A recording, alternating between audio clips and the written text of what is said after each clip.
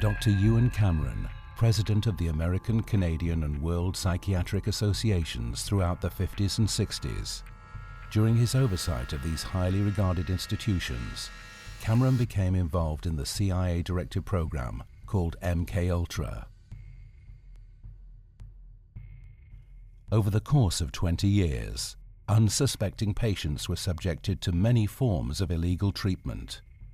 According to the hearing report conducted in 1977 by the US Senate, MKUltra's main purpose was to develop a capability in the covert use of biological and chemical materials.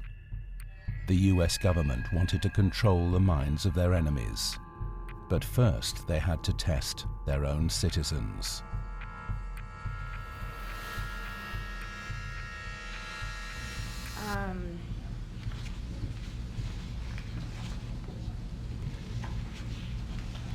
I'm Christy Nicola, born July of 1962, rendering me 32 years of age. I was a subject in radiation as well as mind control and drug experiments. His objective was to gain control of my mind and train me to be a spy assassin.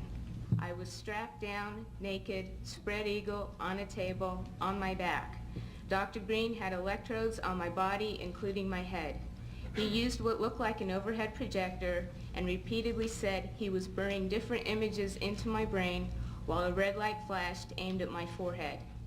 Over the course of over a decade, he and several other doctors subjected unsuspecting patients to illegal torture therapy treatments, attempting to wipe their minds clean and build new personas.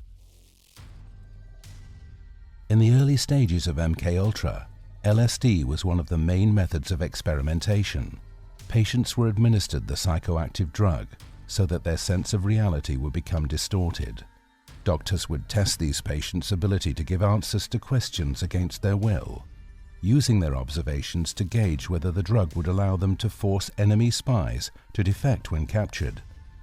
Dr. Cameron believed that this experimentation style was for the greater good. The main form of mind control methods were physical, the administration of drugs, hypnosis, sensory and sleep deprivation, to chemical sleep for weeks, isolation, verbal and sexual abuse.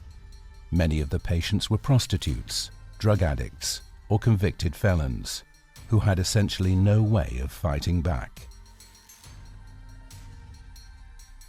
Some of the victims who hadn't been institutionalized or gone insane went to court and received a settlement, but they were still deeply scarred by what they had endured.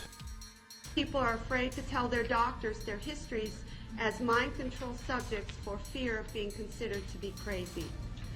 Few could recall important memories from their past or from being tested on. From the records that weren't destroyed, the unethical tests resulted in multiple deaths.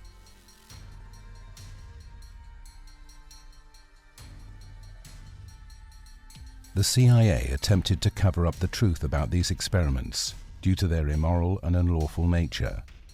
The government was focused on creating methods for the security of the nation, as opposed to protecting its individuals' constitutional rights, due to the fear of war. The government convinced the public that these experiments had concluded, but there are still theories to this day that a program similar to MKUltra is alive and well. Project MKUltra was a massive breach of society's trust. The CIA, an organization supposedly dedicated to the protection of the American people, went under its citizens' noses to conduct one of the largest covert research experiments in history. However, this type of trust breach is not at all unfamiliar to the American people. It's hard not to wonder, what else are they hiding from us?